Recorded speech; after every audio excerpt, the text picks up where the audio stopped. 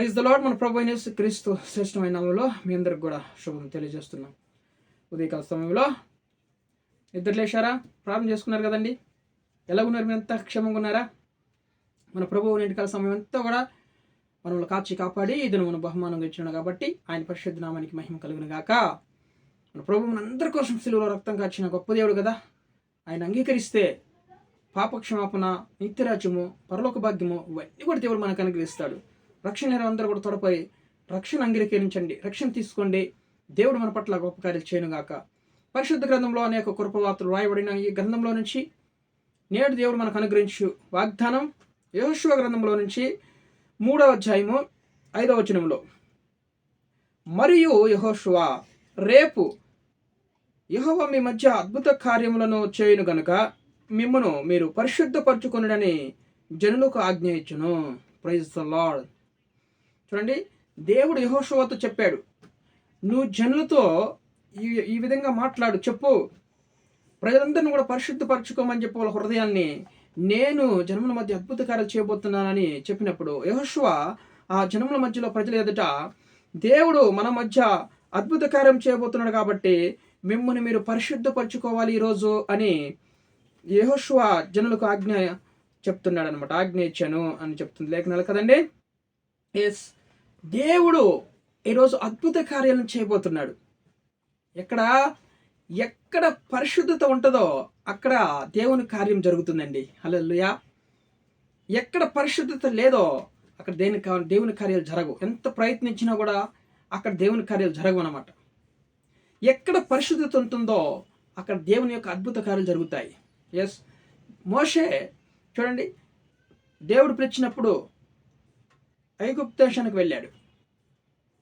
మోషే దేవుడు చెప్పిన మాట విన్నాడు, పరిశుద్ధుడిగా జీవించాడు కాబట్టి ఐగుప్తు దేశంలో దేవుడు అనేక అద్భుతాలు జరిగించాడు. ఇజ్రాయెల్ ప్రజల మధ్యలో ఐగుప్తీయులు చూస్తుండగా మోషే ప్రార్థించినప్పుడల్లా దేవుడు ఒక అద్భుతం చేస్తాడనమాట. ఐగుప్తు దేశంలోనికి ప్రజల్ని విడిపించకుండా అడ్డగిస్తాడు ఐగుప్తు రాజు. కాబట్టి దేవుడు వారి మీదకి, వాళ్ళ పొలముల మీదకి, వారి ఇళ్ళ మీదకి కప్పలను పంపిస్తాడు. కప్పలు పంపించి వాళ్ళ ఇల్లంతా కూడా కప్పేసినట్లు మనం చూస్తామన్నమాట. ఆ నదిని మరి కర్రతో ముట్టినప్పుడు ఆ నది అంతా కూడా రక్తమయంగా మార్చబడుతుంది. ఆ నీళ్ళు తాగలేక వాళ్ళు ఎంతో బాధపడేవాళ్ళు. అనేక మంది చనిపోయినారు. దాంట్లో ఉన్నటువంటి మరి జలసరాసులు, కప్పలు, పాములు అన్నీ కూడా చనిపోవడం ద్వారా, చేపలు కంపు కొట్టడం ద్వారా చాలా బ్రతకడానికి ఇబ్బంది పడ్డారు. అంతేకాకుండా ఇంకా అనేక అద్భుతాలు చేశాడు. చూడండి, ఎర్ర సముద్రాన్ని అరణ్యం గుండా ప్రజలు నడిపిస్తున్నప్పుడు ఎర్ర సముద్రంలో పాయగలు చేసి ఆ లక్షల జనాల్ని ఆ ఎర్ర సముద్రంలో రహదారిగా మార్చేసి దాని గుండా నడిపించాడు. చూడండి, నడవడం మనం చూస్తున్నాం కదా. అంతేకాకుండా అరణ్యంలో వాళ్ళకి నీళ్ళు దాహమైనప్పుడు మోషే ప్రార్థన చేశాడు. దేవుడు చెప్పాడు, బండను కొట్టు అన్నప్పుడు కర్ర తీసుకుని ఆ బండను కొట్టినప్పుడు నీళ్లు సెలయేరులుగా మరి చూడండి, సముద్రం అంతా మరి ప్రవాహంగా పారడం నీళ్ళు మనం చూస్తున్నాం. అందరూ మనం త్రాగడం మనం చూస్తున్నాం అన్నమాట. ప్రజలు ఎన్ని అద్భుతాలు చేశాడండి. ఎస్, చూడండి, దేవుడు పరిశుద్ధులుగా మనం జీవించినప్పుడు దేవుడు అద్భుత కార్యం చేస్తాడని చెప్తుంది అనమాట దేవుని లేఖనాలు. కాబట్టి పరిశుద్ధులు చూడండి, హృదయ శుద్ధి గల వారు ధన్యులు అని చెప్తుంది లేఖనాలు. ఎస్, వాళ్ళు దేవుని చూస్తారు. దేవుని చూడడం, దేవుని కార్యాలను కూడా చూడొచ్చు మనం. ఎస్, ఆయన కార్యంలో అన్ని అద్భుతాలే. ఆయన మరి అద్భుతం చేయగలడు అనమాట. మన్నాను కురిపించాడు పరలోకం నుంచి, వాళ్ళని పోషించాడు అరణ్యంలో. ఇంకా అనేక అద్భుతాలు చేయడం మనం చూస్తున్నాం అన్నమాట. వాళ్ళ తలల్లో పేలు పంపిస్తాడు, వాళ్ళ మరి పొలముల మీదకి మిడతలను పంపిస్తాడు. దేవుడు ఎన్ని అద్భుతాలు చేశాడు. అన్ని అద్భుతాలు ఐగుప్తులలో చేసి దేవుని నామానికి మహిమ తెచ్చుకున్నాడు ఆయన. మన దేవుడు, ఆయన పేరే అద్భుతకరుడు, సూచక్రియల మహత్కార్యం చేయగలిగినటువంటి మహా గొప్ప దేవుడు కదండి. కాబట్టి ఈరోజు మన హృదయం పరిశుద్ధంగా ఉంచుకుంటే, మనం పరిశుద్ధంగా ఉంచుకున్నామంటే దేవుడు ఈరోజు మన పట్ల అద్భుత కార్యం చేయబోతున్నాడు. మన గృహంలో అద్భుత కార్యం చేయబోతున్నాడు.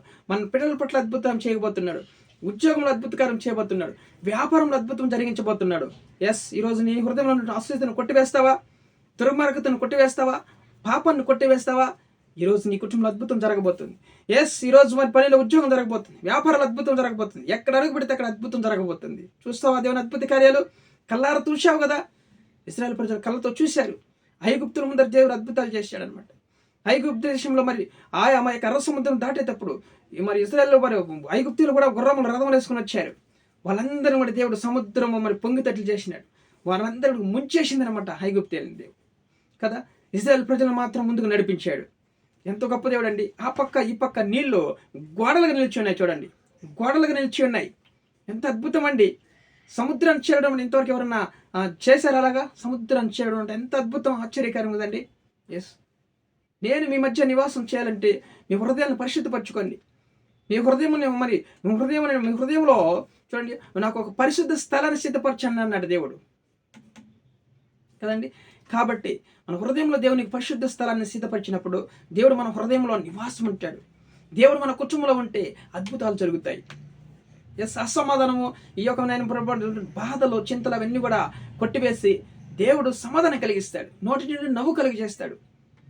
అంతేకాకుండా కాబట్టి మిమ్మల్ని మీరు పరిశుద్ధపరచుకున్నాడు అని చెప్తుంది దేవుని లేఖనాలు. ఎస్, ఈరోజు నీ హృదయాన్ని పరీక్షించుకో. నీ హృదయాన్ని పరీక్షించుకో. హృదయంలో ఏముందో పరీక్షించుకో. విమర్శించుకొని ఆ దుర్మార్గతని హృదయం అనే గుడారం కొట్టివేసిన ఎడల దేవుని కార్యాలను చూస్తావు, అద్భుతం చూస్తావు, లాభ సాధనం చూస్తావు, సమాధానం చూస్తావు, సంతోషం అనుభవిస్తావు. అన్నీ కూడా దేవుడు నీకు కృపాక్షేమని ఎంట వచ్చినట్లు చేస్తాడు దేవుడు. హల్లెలూయా. మరి హృదయాలను పరిశుద్ధపరచుకుందామా? ఈరోజు మనం అందరం కూడా ప్రతి ఒక్కరు కూడా హృదయాలను పరిశుద్ధపరచుకోండి. దేవుడు మన పట్ల ఈరోజు అద్భుత కార్యములు చేయబోతున్నాడు అనమాట. నిర్గమకాండం అంతా కూడా మనం చదివినప్పుడు దేవుడు మరి మోషే ద్వారా అనేక అద్భుతాలు జరిగించాడు, అనేక ఆశ్చర్యకార్యం చేశాడు కదా.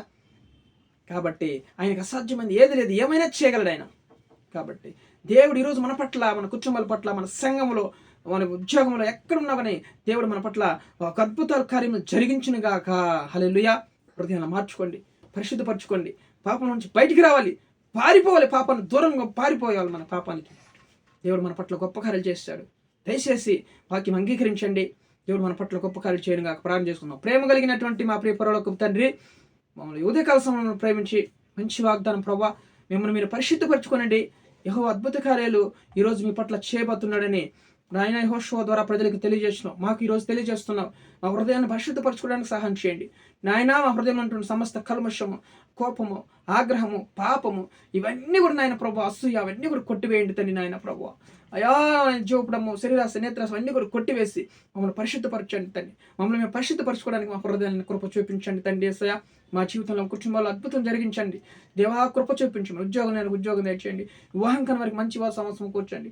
గర్భాలని వారికి గర్భాలను ముట్టినాయన మంచి కుమారులను అనుగ్రహించండి. గర్భిణీ స్త్రీలు ముట్టి సుఖ ప్రసవాన్ని అనుగ్రహించండి ప్రభావ. రోగులందరినీ ముట్టి స్వస్థపరచండి మీ గాయపనస్తాలతో నాయన. ప్రయాణస్తులందరినీ కాపాడండి. ప్రతి వారిని కీడు నుంచి తప్పించి క్షేమం తెచ్చేయండి తండ్రి నాయన. వెడ్డింగ్ డే, యానివర్సరీ, బర్త్డే జరుపుకున్న వారికి తోడేనండి. క్షేమం తెచ్చేయండి. మా దేశాన్ని కాపాడండి, మన రాష్ట్రాన్ని కాపాడండి.